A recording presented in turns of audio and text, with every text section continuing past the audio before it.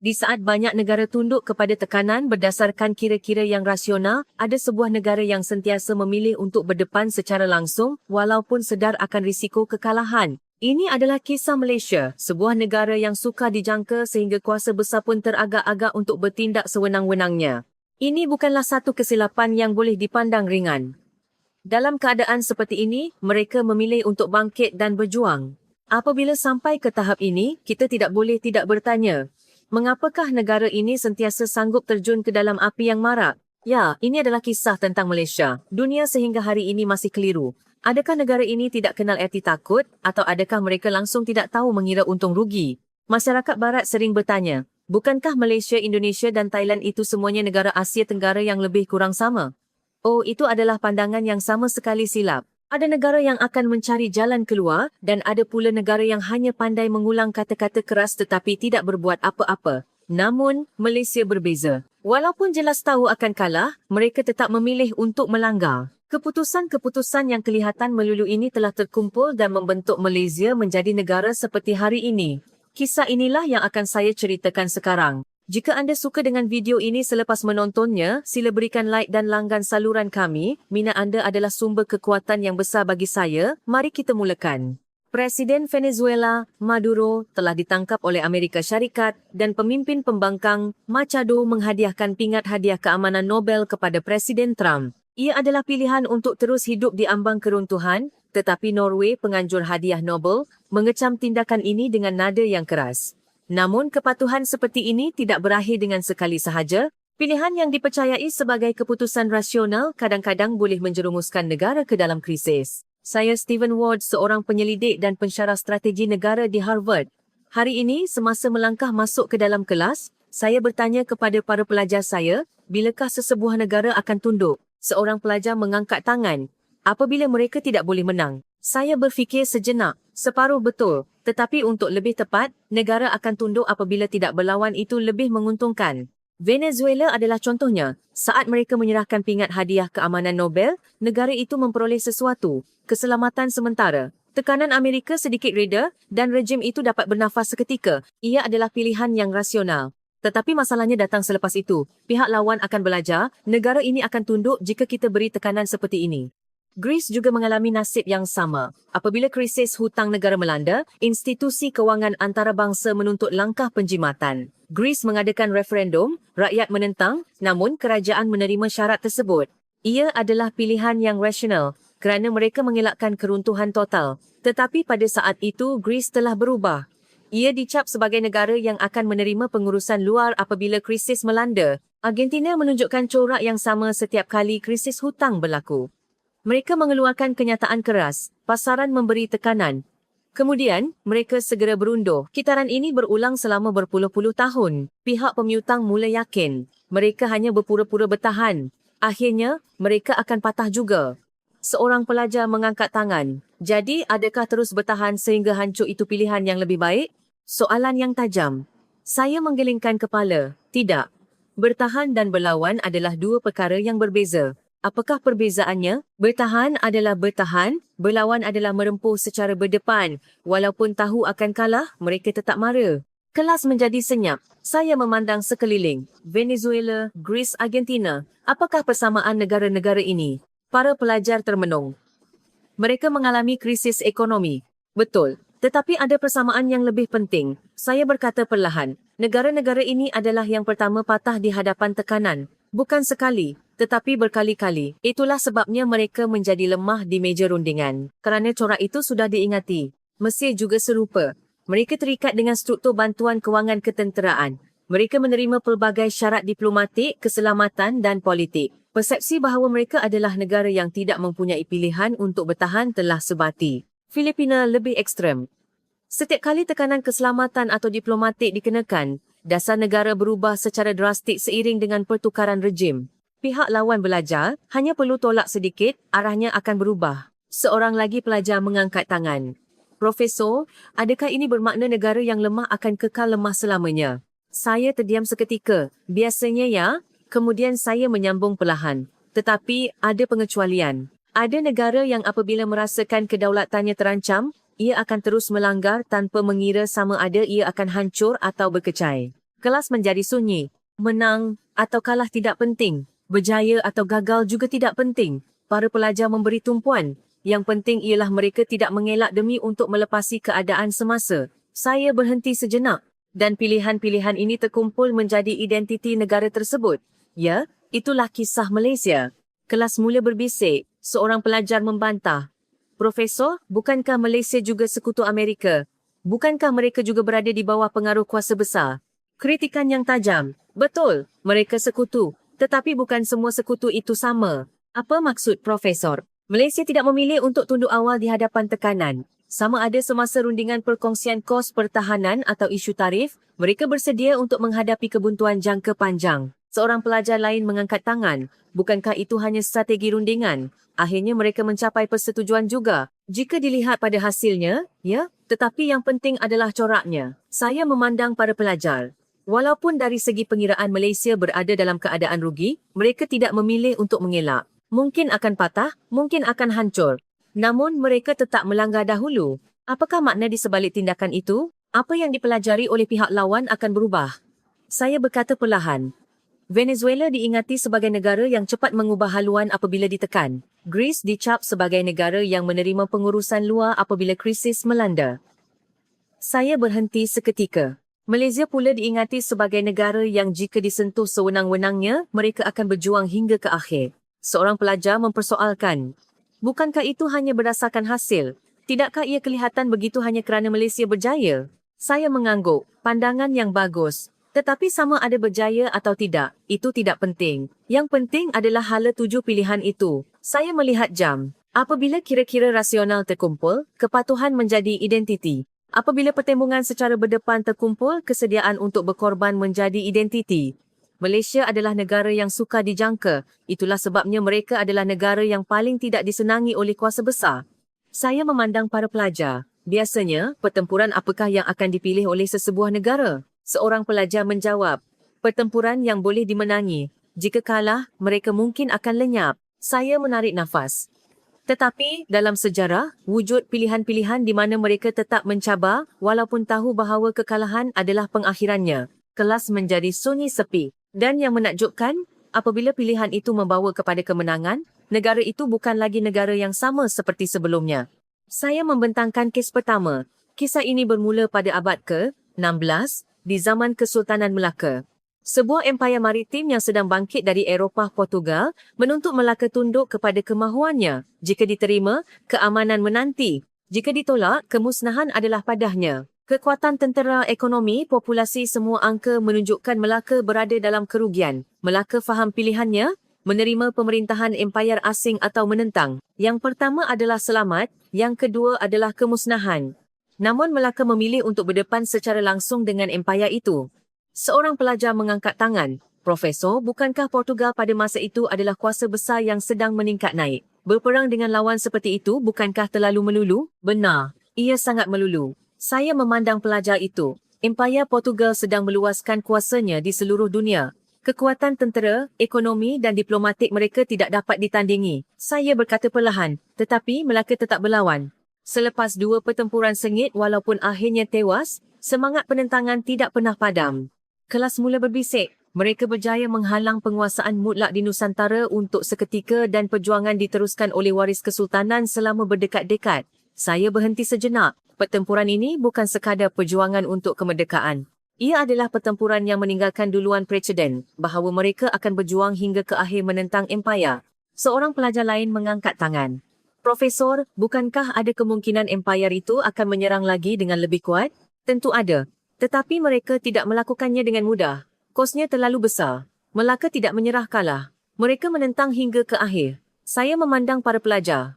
Itulah sebabnya. Selepas itu, rantau ini tidak lagi dilihat sebagai sasaran penaklukan yang mudah, tetapi sebagai sasaran pengurusan. Timbul kesedaran bahawa jika disentuh sewenang-wenangnya, akibatnya besar. Saya beralih ke kes kedua. Kisah pada pertengahan abad ke-20, semasa pembentukan Malaysia. Indonesia di bawah Sukarno melancarkan konfrontasi menentang penubuhan negara baru ini. Ketika itu, Malaysia adalah sebuah negara muda yang baru merdeka. Mengambil tindakan ketenteraan adalah pilihan yang sangat berisiko. Namun Malaysia memilih untuk mempertahankan kedaulatannya dengan bantuan tentera Commonwealth. Seorang pelajar mengangkat tangan. Profesor, insiden seperti ini mungkin pernah berlaku di negara lain, bukan? Adakah perlu bertindak sejauh itu? Soalan yang bagus. Kebanyakan negara akan bertahan. Mereka akan membuat bantahan diplomatik dan selesai. Tetapi Malaysia berbeza. Jika gagal, diplomasi akan hancur, kekuatan negara akan habis dan mereka mungkin akan dicap sebagai negara yang melulu. Tetapi mereka tetap melakukannya. Bukan? Ya. Mereka berjuang dan mencapai matlamat mereka. Saya memandang para pelajar. Selepas tindakan ini, kedudukan antarabangsa Malaysia berubah. Malaysia telah mengambil langkah awal dalam memimpin pembentukan semula ketertiban di rantau ini. Saya berkata perlahan. Malaysia enggan tunduk sebagai negara yang hanya bertahan. Ia meninggalkan mesej bahawa di rantau ini, mereka tidak akan berdiam diri. Seorang pelajar mengangkat tangan. Profesor, jika mereka bertindak begitu keras, bukankah ada kemungkinan mereka akan menerima tindak balas yang lebih besar? Soalan yang tajam. Kemungkinan itu ada, tetapi cuba fikirkan sebaliknya. Jika mereka hanya bertahan, apa yang akan berlaku? Saya memandang pelajar itu. Mungkin insiden serupa akan berterusan. Dan Malaysia akan dicap sebagai negara yang hanya tahu bertahan. Saya membentangkan kes ketiga, kisah pada akhir abad ke-20 semasa krisis kewangan Asia 1997. Institusi kewangan global seperti IMF menawarkan pakej penyelamat dengan syarat yang ketat. Ketika itu, ekonomi Malaysia berada di ambang kemusnahan. Menerima bantuan IMF adalah pilihan yang logik dan rasional. Namun, Malaysia memutuskan bahawa strategi sedia ada tidak akan menjamin masa depan. Dengan kesediaan menanggung kos ekonomi yang besar, mereka menolak bantuan IMF dan melaksanakan kawalan modal mereka sendiri, satu langkah yang bertentangan dengan konsensus global. Dunia terkejut dengan tindakan berani itu. Seorang pelajar bertanya, saya dengar langkah itu hampir melumpuhkan ekonomi Malaysia. Bukankah kerugiannya lebih besar daripada keuntungan? Memang benar. Dari segi ekonomi ia adalah beban yang sangat besar. Saya memandang pelajar itu. Tetapi intipati perjuangan ini bukanlah keuntungan kewangan semata-mata. Kalau begitu, mengapa mereka berjuang? Untuk menunjukkan bahawa kami bukan negara yang hanya tahu bertahan. Saya berhenti sejenak, ia adalah pilihan yang mengubah arus pertempuran dengan kesediaan menanggung kekalahan. Seorang pelajar lain mengangkat tangan. Profesor, semua contoh ini berakhir dengan kejayaan. Tetapi bukankah dalam realiti, banyak juga kes yang gagal? Betul. Ada juga yang gagal. Saya memandang para pelajar. Tetapi yang penting bukanlah hasilnya. Yang penting adalah hala tuju pilihan itu. Saya berkata perlahan, pertempuran-pertempuran ini bukanlah pertempuran yang pasti boleh dimenangi. Jika rasional, tiada siapa yang akan memilihnya. Kelas menjadi senyap. Namun, negara ini tidak memilih jalan untuk mengelak. Saya memandang para pelajar. Apa yang dimenangi di sini bukanlah wilayah. Ia adalah watak negara. Seorang pelajar bertanya, watak? Apa maksudnya? Ada negara yang cepat tunduk apabila ditekan, dan ada negara yang akan berjuang hingga ke akhir. Saya memandang para pelajar. Malaysia dicap sebagai yang kedua. Itulah sebabnya ia menjadi negara yang tidak boleh disentuh sewenang-wenangnya. Venezuela menyerahkan pingat di hadapan tekanan. Greece membatalkan hasil referendum. Argentina berundur sejurus selepas mengeluarkan kenyataan keras. Tetapi Malaysia berbeza. Walaupun mungkin hancur, walaupun mungkin berkecai, mereka tetap melanggar dahulu. Saya berhenti sejenak. Namun pilihan seperti ini tidak selalunya berakhir dengan kejayaan. Tidak semua pertembungan berdepan berakhir dengan kemenangan. Para pelajar memberi tumpuan, tetapi ada garis pemisah yang lebih penting. Bukan sama ada mereka kalah atau tidak, tetapi di mana mereka berhenti. Saya memandang para pelajar, banyak negara apabila kekalahan sudah pasti, akan lari ke meja rundingan. Dalam sejarah Malaysia, terdapat rekod di mana walaupun selepas kekalahan sudah pasti, mereka tetap berjuang hingga ke akhir. Ini adalah kisah tentang darurat tanah Melayu. Kelas menjadi senyap. Perbezaan kekuatan dan sumber dengan pihak penjajah British sangatlah ketara. Penentangan berlaku dengan hebat, tetapi negara mengalami kerosakan dan akhirnya kemerdekaan dicapai melalui rundingan selepas perjuangan yang panjang. Malaysia mencapai kemerdekaan, negara itu tunduk sementara untuk terus hidup. Saya berhenti sejenak, tetapi ini bukanlah pengakhirannya. Seorang pelajar mengangkat tangan. Profesor, jika mereka sudah merdeka, bukankah itu pengakhirannya? Negara mungkin telah berunding, tetapi masyarakat tidak tunduk. Saya memandang para pelajar. Keazaman untuk membina semula negara selepas merdeka menjadi tenaga nasional. Itulah yang membawa kepada kemajuan pesat selepas itu. Apakah makna di sebalik itu? Lagipun mereka adalah negara yang pernah dijajah. Banyak negara, selepas kekalahan seperti ini, identiti mereka akan runtuh. Malaysia berbeza, saya berkata perlahan. Malaysia menjadikan perjuangan itu sebagai titik permulaan yang baru. Mereka mentakrifkan kepatuhan sebagai keadaan sementara. Saya memandang pelajar itu. Walaupun selepas perjuangan itu, Malaysia tidak pernah membuang andaian bahawa suatu hari nanti mereka akan bangkit semula. Seorang pelajar lain mengangkat tangan. Profesor, bukankah itu hanya semangat semata-mata? Mereka tidak bangkit semula secara ketenteraan pun. Soalan yang tajam. Secara ketenteraan, tidak. Tetapi yang penting adalah sikapnya. Saya memandang para pelajar. Venezuela menyerahkan pingat. Greece membatalkan referendum. Mereka menerima kekalahan dan menyesuaikan diri dengan realiti baru. Saya berhenti sejenak. Tetapi Malaysia, walaupun menerima hasilnya, tidak berhenti di situ. Mereka menjadikannya sebagai batu loncatan untuk membina identiti negara yang baru, yang mengejutkan dunia dengan ekonomi dan teknologinya. Seterusnya, kisah pada abad ke-19 penghujung zaman kolonial, kuasa-kuasa barat meluaskan pengaruh mereka di Asia. Ketika itu, kekuatan dan teknologi tempatan jauh ketinggalan. Sesiapa pun tahu jika berperang pasti akan kalah. Kemungkinan untuk berkompromi secara diplomatik juga ada. Walaupun begitu, para pejuang tempatan memilih konfrontasi bersenjata. Mereka berdepan secara langsung dengan kuasa-kuasa besar. Seorang pelajar mengangkat tangan. Profesor, betapa kuatnya kuasa barat pada masa itu.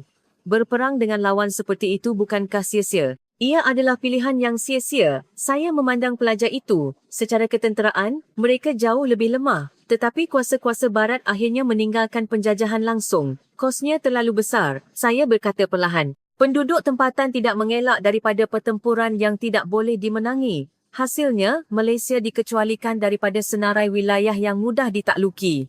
Saya memandang para pelajar. Ada satu persepsi yang ditinggalkan dalam laporan-laporan kuasa penjajah. Jika berperang di sini, kosnya tinggi. Seorang pelajar bertanya.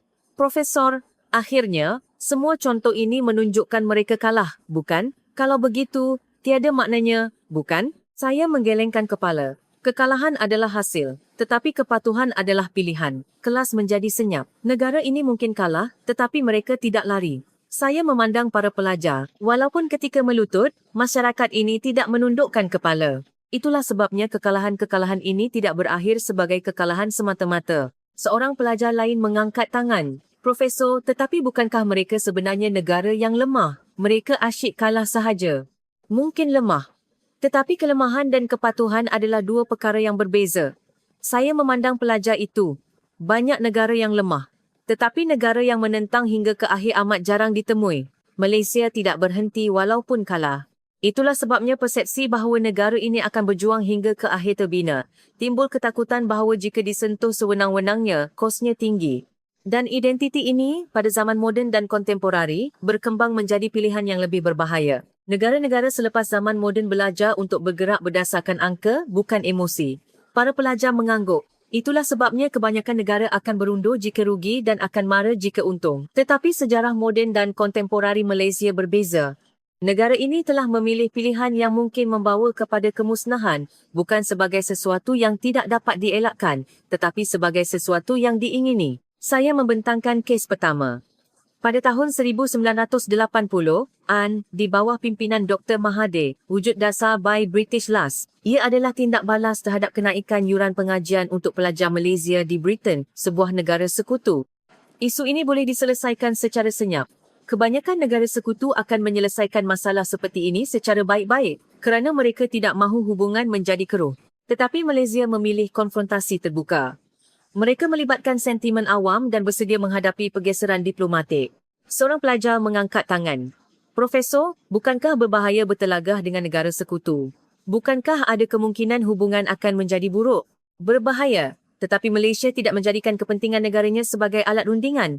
Walaupun ada kompromi separa, mereka tidak tunduk sepenuhnya dan meninggalkan duluan. Mereka tidak memilih untuk tunduk secara senyap di hadapan kuasa besar. Mereka meninggalkan mesej bahawa walaupun negara sekutu, kepentingan negara tidak akan digadaikan. Saya beralih ke kes kedua. Rundingan mengenai perkongsian kos pertahanan. Amerika Syarikat cuba menyemak semula struktur perkongsian sedia ada secara menyeluruh. Mereka menuntut peningkatan yang besar. Tekanan secara terbuka dikenakan. Permainan media juga digunakan. Kebanyakan negara sekutu akan memilih untuk menerima dengan cepat untuk mengelakkan hubungan menjadi buruk. Tetapi Malaysia berbeza. Mereka menolak persetujuan awal. Mereka bersedia untuk menghadapi kebuntuan jangka panjang. Ketegangan yang luar biasa timbul dalam kalangan sekutu. Seorang pelajar mengangkat tangan. Profesor, kalau begitu, bukankah Amerika marah? Mereka mungkin tidak senang hati, tetapi Malaysia tidak berganjak. Saya memandang pelajar itu, bukan rundingan secara tertutup, tetapi konflik terbuka yang terdedah. Ia adalah ketegangan yang luar biasa antara sekutu. Akhirnya, jumlah tuntutan dikurangkan dengan banyak. Saya berkata perlahan, mereka bukan menang. Mereka menunjukkan bahawa tekanan tidak boleh dikenakan sewenang-wenangnya. Mereka meninggalkan mesej bahawa walaupun sekutu, mereka tidak akan menerima secara automatik. Saya membentangkan kes ketiga, isu tarif minyak sawit. Kesatuan Eropah memperkukuh dasar perlindungan perdagangannya. Mereka mengenakan sekatan import yang ketat terhadap minyak sawit. Kelangsungan industri minyak sawit Malaysia menjadi taruhan. Kebanyakan negara akan menerimanya secara senyap kerana mengambil kira hubungan dengan Eropah. Tetapi Malaysia menolak penerimaan serta-merta. Mereka membangkitkan isu itu secara terbuka. Mereka bersedia untuk membawa kes itu ke Pertubuhan Perdagangan Dunia, WTO. Mereka menggunakan norma antarabangsa secara berdepan. Seorang pelajar bertanya, Profesor, jika mereka bertindak begitu, bukankah ada kemungkinan Eropah akan bertindak balas? Kemungkinan tindak balas itu ada, tetapi Malaysia menjadikan peraturan dan masa sebagai senjata. Saya memandang para pelajar. Akhirnya, tarif itu dilonggarkan dan pengecualian diperolehi. Sebuah negara sekutu telah menggunakan institusi dan peraturan untuk menentang blok kuasa besar. Bukan menyelesaikan tuntutan melalui rundingan tetapi menggegarkan gelanggang itu sendiri. Saya beralih ke kes keempat. Keputusan mengenai penyertaan dalam Bank Pelaburan Infrastruktur Asia, AAIB. Seorang pelajar mengangkat tangan. Profesor, apa itu? Ia adalah bank pembangunan pelbagai hala yang diterajui oleh China. Saya memandang para pelajar. Pada tahun 2015, China mempromosikan penubuhannya. Ia adalah satu cabaran kepada tatanan kewangan antarabangsa yang diterajui Amerika. Amerika pasti menentangnya, bukan? Betul. Amerika secara terbuka menggesa negara-negara sekutunya untuk tidak menyertai. Saya berkata perlahan. Maksudnya jangan sertai organisasi yang diterajui China. Ini berlaku di tengah-tengah persaingan hegemoni AS China. Kebanyakan sekutu AS teragak-agak. Mereka menjaga muka Amerika. Mereka dipaksa untuk memilih pihak. Tetapi Malaysia, walaupun tahu tentang bantahan Amerika, tetap berpegang pada keputusannya sendiri. Seorang pelajar mengangkat tangan. Profesor, bukankah hubungan dengan Amerika menjadi keruh? Ketegangan wujud dalam saluran diplomatik. Ada fasa yang tidak selesa dari segi diplomasi. Saya memandang pelajar itu, tetapi Malaysia tetap mempertahankan pilihan bebasnya. Mengapa mereka bertindak sejauh itu? Untuk menunjukkan bahawa walaupun negara sekutu, mereka tidak akan menerima semua tuntutan secara automatik. Saya berkata perlahan. Malaysia memilih titik tengah yang kabur antara Amerika dan China. Mereka menolak untuk memihak secara jelas dan juga tidak menolak secara jelas. Seorang pelajar lain mengangkat tangan. Tetapi bukankah pilihan-pilihan ini berbahaya? Bukankah ada kemungkinan Amerika akan mengkaji semula perikatan itu? Soalan yang tajam, berbahaya. Tetapi yang penting adalah coraknya. Malaysia menolak penerimaan awal walaupun di hadapan negara sekutu. Berulang kali, saya berkata perlahan, negara yang rasional akan mengelakkan pilihan yang tidak menguntungkan. Tetapi sesetengah negara menjadikan pilihan yang tidak menguntungkan itu sebagai identiti mereka. Kelas menjadi senyap. Sejarah moden Malaysia bukanlah rekod kejayaan. Ia adalah himpunan pilihan untuk tidak melarikan diri. Pihak lawan telah belajar. Negara ini tidak akan mudah patah walaupun ditekan. Itulah sebabnya Malaysia, walaupun sekutu, tidak menjadi negara yang boleh diurus. Ia menjadi negara yang tidak boleh disentuh sewenang-wenangnya. Saya berhenti sejenak dan pertembungan seperti ini semakin berubah menjadi pertembungan secara berdepan. Saya memandang para pelajar. Kebanyakan negara menganggap kegagalan sebagai isyarat untuk berundur. Para pelajar memberi tumpuan, tetapi Malaysia telah mengubah kegagalan menjadi alasan untuk meneruskan. Contoh-contoh kali ini bukan berjaya secara kebetulan, tetapi mempunyai persamaan iaitu tidak berhenti walaupun gagal. Saya membentangkan kes pertama. Kisah pembangunan projek kereta nasional, Proton. Membeli teknologi dari luar adalah jauh lebih rasional. Ia adalah teknologi yang mengambil masa berpuluh-puluh tahun walaupun di negara maju. Tetapi Malaysia memilih untuk membangunkan sendiri. Model-model awal mengalami pelbagai masalah. Kritikan antarabangsa dilemparkan. Media dari negara maju mempersendakannya. Seorang pelajar mengangkat tangan, Profesor walaupun terus gagal, mengapa mereka tidak berputus asa? Bukankah lebih baik beli dari negara lain? Kebanyakan negara akan berbuat begitu kerana ia rasional. Saya memandang pelajar itu. Tetapi Malaysia tidak menghentikan projek itu. Mereka juga tidak bergantung pada teknologi luar. Saya berkata perlahan. Mereka mengubah data kegagalan menjadi aset. Malaysia menerima kegagalan bukan sebagai kerugian, tetapi sebagai kos untuk pembelajaran. Model-model seterusnya mencapai kejayaan. Hari ini, Proton telah menjadi jenama yang diiktiraf di peringkat serantau. Malaysia menjadi salah satu daripada segelintir negara di luar blok utama yang mempunyai keupayaan automotif sendiri. Saya beralih ke kes kedua. Kisah awal sistem persenjataan buatan tempatan. Membeli dari luar adalah lebih cepat dan selamat. Senjata dari negara maju mempunyai rekod yang terbukti. Tetapi Malaysia mempromosikan pengeluaran tempatan. Kereta perisai buatan tempatan pada peringkat awal mengalami banyak kecacatan. Masalah sistem enjin timbul. Kontroversi mengenai prestasi jet pejuang buatan tempatan meletus. Kritikan dilemparkan. Suara-suara yang menuntut agar semuanya diimport menjadi semakin kuat. Pakar-pakar luar negara juga skeptikal. Seorang pelajar mengangkat tangan. Profesor, bukankah pertahanan adalah bidang di mana kegagalan tidak boleh diterima? Bukankah membeli senjata yang terbukti adalah pilihan yang betul?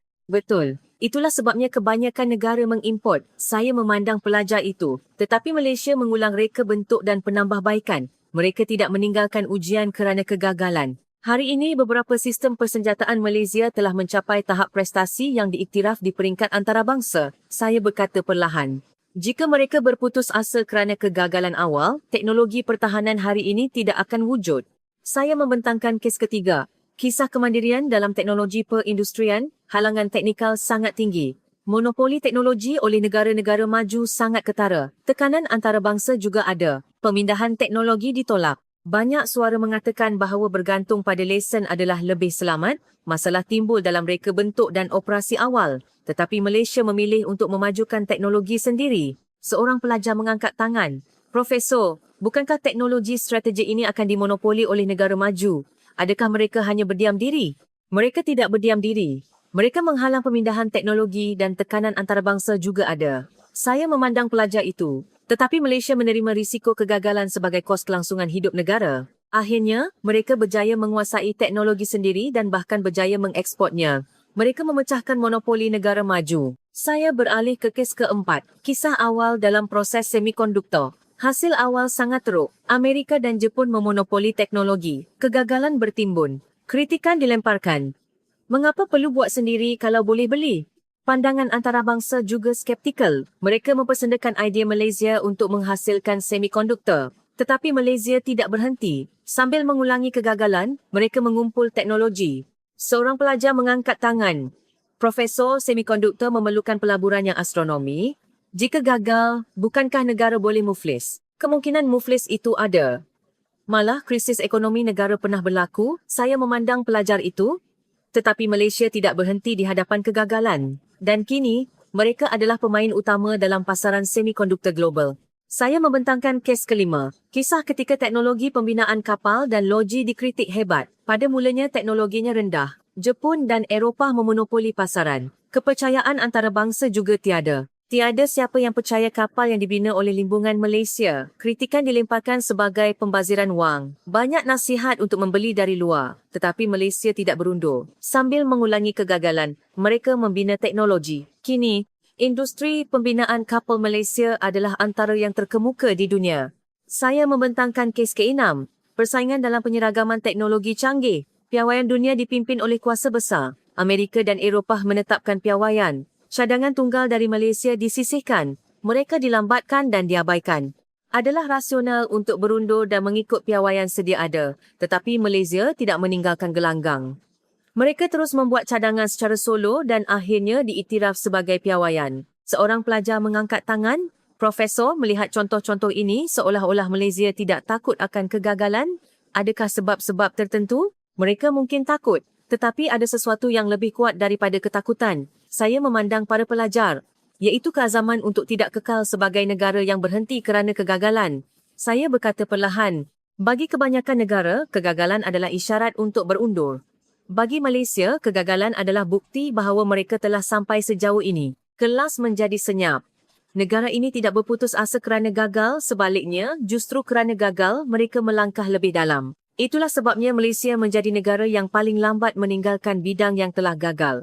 Venezuela diingati dengan sekali tunduk. Greece dicap sebagai negara yang diurus dari luar semasa krisis. Malaysia diingati sebagai negara yang akan berjuang hingga ke akhir walaupun gagal. Tekanan negara maju, cemuhan antarabangsa, kritikan dalam negara semuanya tidak menghentikan mereka. Ingatan yang lebih kuat daripada kejayaan adalah sikap. Malaysia adalah negara yang dicap melalui sikapnya. Dan sikap ini meletakkan Malaysia pada kedudukan yang sangat istimewa di Asia Tenggara. Saya memandang para pelajar, apabila anda mendengar tentang Asia Tenggara, apa yang terlintas di fikiran? Seorang pelajar menjawab, kawasan budaya yang serupa. Seorang lagi pelajar berkata, warisan budaya yang kaya. Betul. Dari pandangan barat, negara-negara Asia Tenggara mungkin kelihatan serupa. Saya berhenti sejenak. Tetapi di hadapan tekanan kuasa besar, negara-negara ini menunjukkan reaksi yang sama sekali berbeza.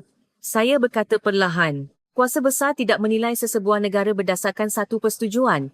Mereka belajar sejauh mana negara ini boleh ditekan sebelum ia patah. Sebagai contoh pertama, saya menyebut tentang sebuah negara sekutu Eropah. Mereka memilih untuk menerima tuntutan kuat dari Amerika dengan cepat. Ia mungkin keputusan yang rasional dengan mengambil kira hubungan perikatan. Saya memandang pelajar itu. Tetapi pihak lawan telah belajar. Jika diberi tekanan, mereka akan melepaskan kedaulatan yang penting sekalipun. Kuasa besar tidak mengingati kompromi itu sendiri.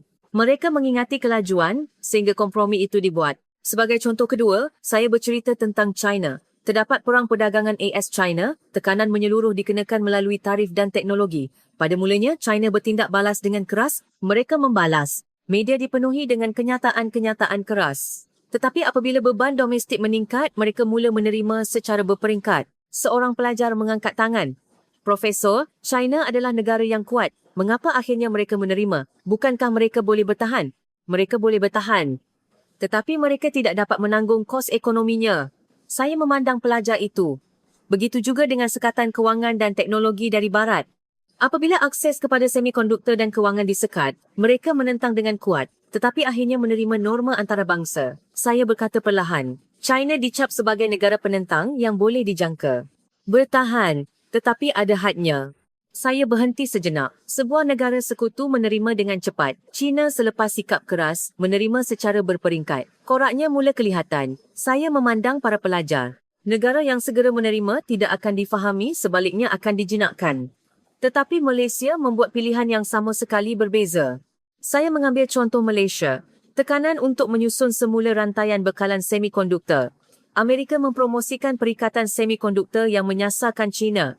Mereka menuntut pemilihan kem yang jelas. Taiwan juga begitu. Tetapi Malaysia menolak untuk memihak secara jelas. Mereka juga tidak menolak secara jelas. Mereka bertahan di titik tengah yang kabur. Seorang pelajar mengangkat tangan. Adakah mengambil sikap kabur seperti itu betul dari segi strategi? Bukankah ia hanya akan membuatkan kedua-dua pihak marah? Kedua-dua pihak mungkin tidak senang hati. Saya memandang pelajar itu. Tetapi Malaysia memilih cara yang paling tidak menyenangkan reka bentuk strategik kuasa besar. Mereka enggan berbaris. Seorang pelajar lain mengangkat tangan. Profesor, tetapi bukankah negara-negara lain juga mempunyai strategi mereka sendiri? Bolehkah kita katakan, hanya Malaysia yang istimewa? Soalan yang tajam, pandangan yang bagus. Tetapi yang penting adalah coraknya. Saya memandang para pelajar. Sebuah negara berulang kali memilih penerimaan awal. China berulang kali memilih untuk menerima secara berperingkat selepas sikap keras. Saya berhenti sejenak. Malaysia berulang kali bersedia untuk kebuntuan jangka panjang. Ini terkumpul dan menjadi identiti. Saya berkata perlahan. Dari pandangan barat, Asia Tenggara kelihatan sama, tetapi kuasa besar membezakan negara berdasarkan reaksi mereka terhadap tekanan. Saya memandang para pelajar. Sebuah negara adalah negara rundingan yang cepat selesai. China adalah negara penentang yang boleh dikira.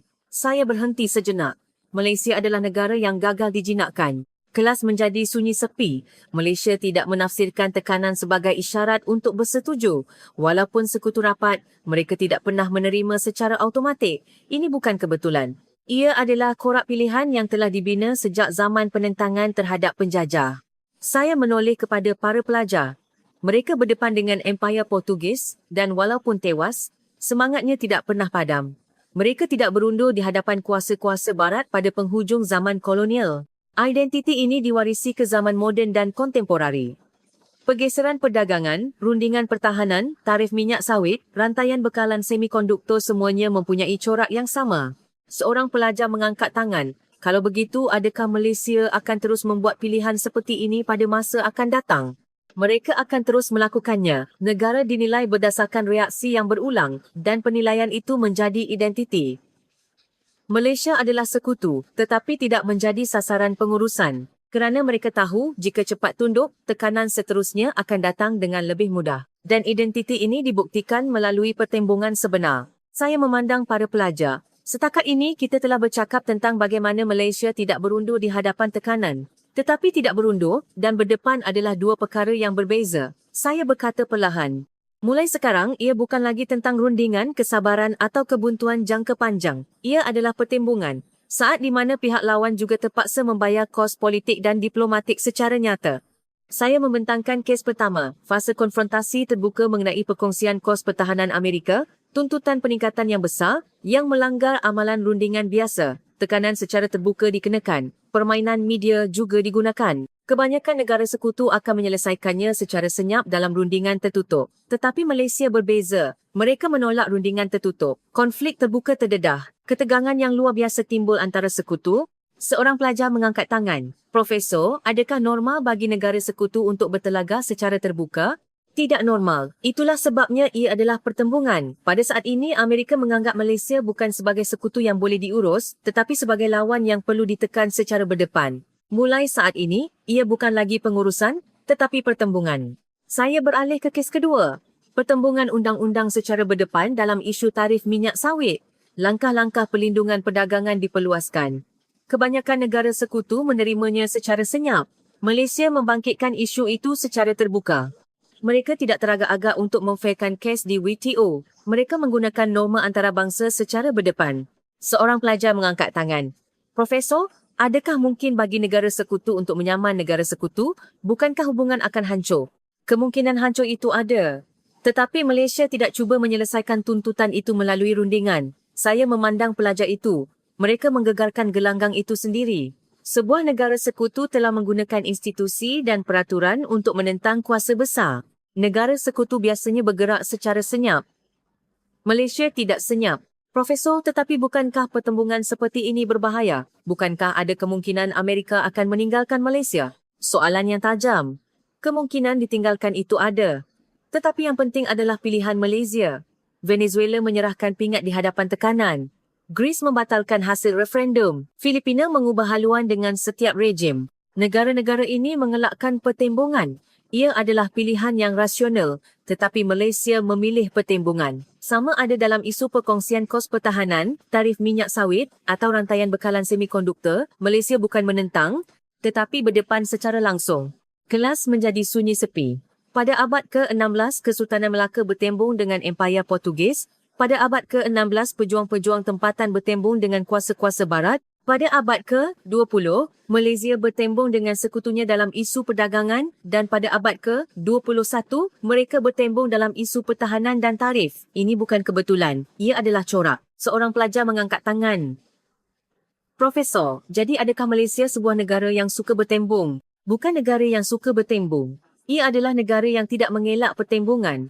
Ada negara yang mengelak pertembungan. China patah selepas bertembung. Malaysia berjuang hingga ke akhir. Itulah sebabnya, negara ini bukan lagi lawan yang mudah. Seorang pelajar lain mengangkat tangan. Profesor, tetapi apa yang diperoleh daripada pertembungan? Bukankah hubungan hanya akan menjadi buruk?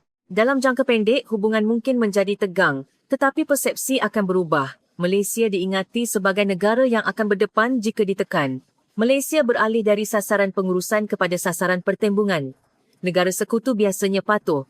Jika ditekan, mereka akan menyesuaikan diri. Malaysia berbeza. Malaysia bukan negara yang telah bertahan. Ia adalah negara yang benar-benar telah berdepan. Dan identiti ini membawa kepada persoalan terakhir. Jadi, Malaysia telah menjadi negara yang bagaimana? Sekarang soalan terakhir. Kelas menjadi sunyi sepi. Malaysia telah menjadi negara yang bagaimana? Adakah mereka dapat bertahan kerana mereka adalah bangsa yang istimewa? Atau adakah mereka hanya berjaya secara kebetulan beberapa kali? Saya menggelengkan kepala. Bukan. Apa yang ditunjukkan oleh kuliah ini adalah satu perkara.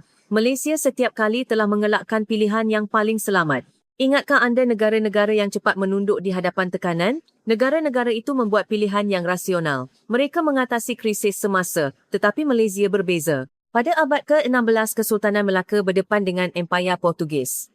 Kebarangkalian untuk menang adalah rendah, tetapi mereka tidak berundur. Pada abad ke-20, Malaysia melancarkan projek perindustrian berat.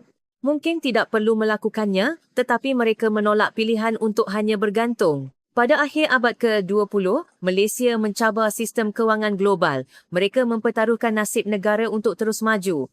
Saya memandang para pelajar. Pada pertengahan abad ke-20, Malaysia berjuang untuk kemerdekaannya, tetapi rakyatnya tidak pernah tunduk sepenuhnya hingga ke akhir. Pada abad ke-19, pejuang tempatan bertembung dengan kuasa-kuasa barat. Walaupun tahu tidak boleh menang, mereka tidak mengelak. Saya berhenti sejenak. Pada abad ke-20, Malaysia berjuang dalam pergeseran perdagangan dengan negara sekutu. Walaupun sekutu, kepentingan negara tidak digadaikan.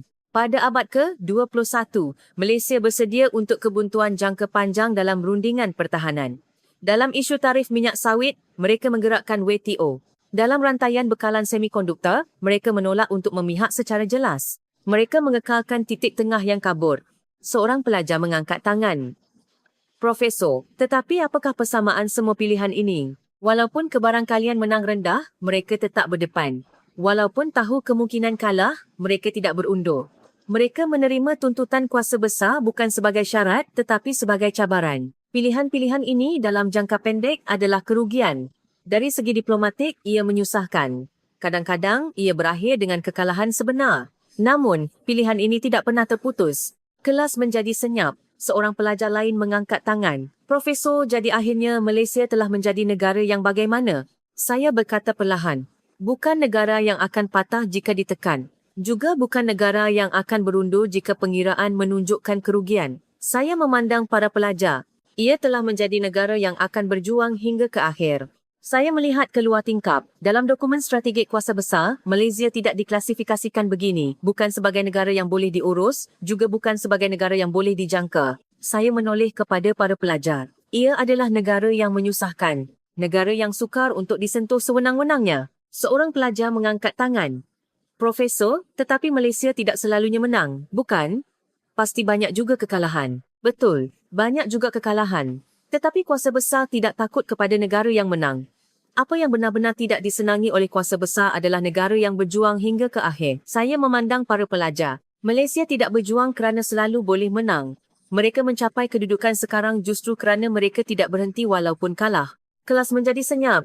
Sebuah negara dicap sebagai negara rundingan yang cepat selesai. China diingati sebagai negara penentang yang boleh dikira. Tetapi jika anda mahu berurusan dengan Malaysia, anda perlu ada sedikit kesediaan. Seorang pelajar mengangkat tangan. Jadi adakah Malaysia negara yang kuat? Kuat atau tidak, itu tidak penting. Fakta bahawa ia tidak boleh diurus sewenang-wenangnya, itulah yang penting. Ini bukan kebetulan. Semua pilihan telah menunjuk ke arah yang sama. Intipati negara ini bukanlah hasil. Sikap telah menjadi identiti. Malaysia diingati sebagai negara yang akan berjuang hingga ke akhir. Itulah sebabnya Malaysia hari ini wujud. Identiti adalah jumlah keseluruhan pilihan yang berulang. Identiti yang telah dibina tidak mudah diubah. Malaysia bukan negara yang berhenti kerana pengiraan telah selesai. Ia adalah negara yang meneruskan kesediaannya hingga ke akhir dan itu telah menjadi identitinya. Itulah sebabnya Malaysia akan terus diuji. Kuasa besar akan terus memberi tekanan, tetapi Malaysia tidak akan patah. Mereka akan sekali lagi berjuang hingga ke akhir. Kerana itulah identiti yang telah dibina oleh negara ini. Saya akhirnya memandang para pelajar. Negara sekutu tetapi tidak dijinakkan. Negara yang akan berdepan jika ditekan. Malaysia bukan negara kemenangan. Ia adalah negara kesediaan. Kuliah hari ini tamat di sini. Para pelajar menutup buku nota mereka. Saya berkata buat kali terakhir. Jika anda mahu memahami Malaysia, jangan lihat hasilnya. Lihatlah pilihannya. Dan lihatlah corak bagaimana pilihan itu berulang.